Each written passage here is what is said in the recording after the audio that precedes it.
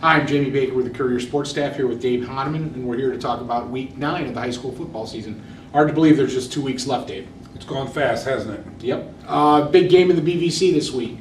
Cory-Rawson hosting Leipsic. If Leipsic wins, they get a share of the Blanchard Valley Conference title. And I got to say, they've come a long way since that Week 1 opening beating they took by Patrick Henry.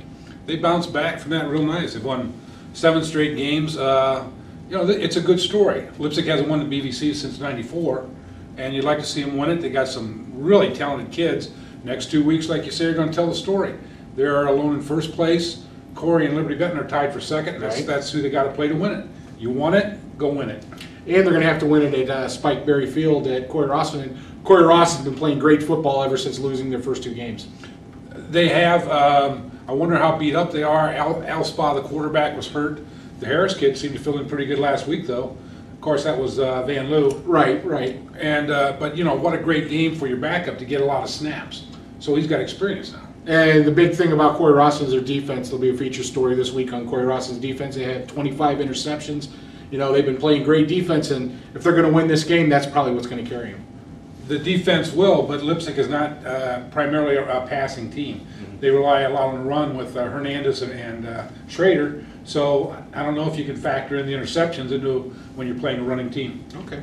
Findlay High, they're coming off a win over Lima Senior. They'll be back home at Donnell Stadium again. They played Marion Harding Presidents this week. Presidents coming off a tough loss to Sandusky last week. Very tough loss. They had 12-6 lead, I think, in that game, or 12 to. Anyways, they had the lead late in the game. They fumbled it, and the kid returned the fumble like 80 yards for the winning touchdown.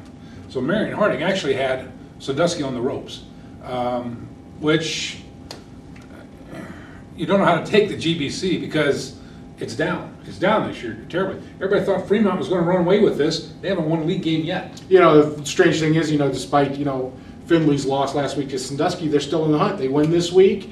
They knock off Napoleon next week. They probably have no less than a share in the title if Napoleon wins this week. Well, Mark Bristler made a good point after last week's game. It says we can't focus. We can't look at the scoreboard and see what else is going on. We have to worry about what we're doing here. That's going to be hard to do Friday night because they want to see that scoreboard because their final game with Napoleon won't matter much unless Napoleon beats Sandusky this week.